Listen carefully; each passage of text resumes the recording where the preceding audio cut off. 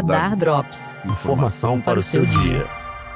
Olá! Hoje é 30 de março, começa agora o Radar Drops. Informação para o seu dia sob curadoria do FGV Notícias.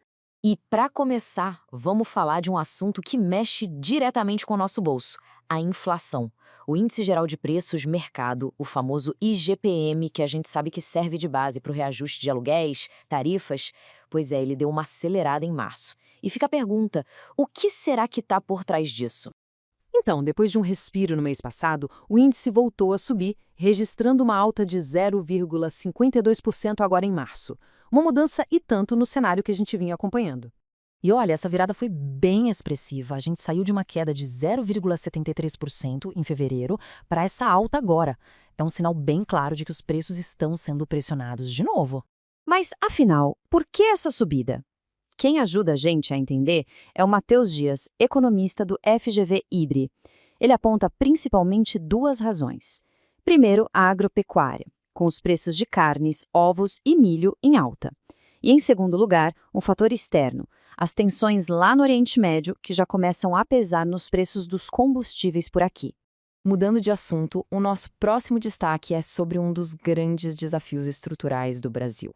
A realidade do trabalho informal e como isso afeta a nossa economia como um todo.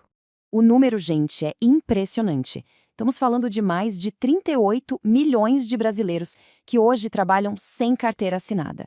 É um contingente enorme de pessoas e, claro, isso tem um impacto gigantesco no país inteiro. Para a gente ter uma dimensão melhor, dados do IBGE mostram que esses trabalhadores representam 37,5% de toda a população ocupada no país. Ou seja, quase 4 em cada 10 trabalhadores estão na informalidade. E o que o Brasil acaba perdendo com isso? Bom, o Nelson Marconi, que é economista e professor da FGV de São Paulo, ele fez essa conta. E o resultado é de se pensar.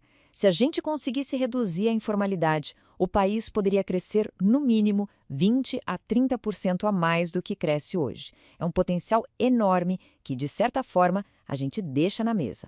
E para fechar o nosso giro de notícias de hoje, a gente vai para o campo da justiça. Vamos dar uma olhada nos detalhes da decisão que determinou a prisão domiciliar do ex-presidente Jair Bolsonaro. A decisão do ministro Alexandre de Moraes, do Supremo Tribunal Federal, veio com uma série de condições bem restritas, viu? Entre elas, o uso de tornozeleira eletrônica, a proibição de usar celular e redes sociais e também uma limitação bem grande no número de visitas.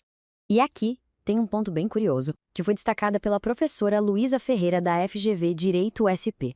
Aparentemente, o controle de quem pode visitá-lo em casa vai ser ainda mais rigoroso do que era no presídio. É uma situação bem comum para esse tipo de medida judicial. Esse foi o Radar Drops de hoje. Esse episódio foi produzido a partir das principais contribuições de especialistas da FGV e matérias veiculadas na imprensa. Voltamos amanhã com mais um programa. Até lá!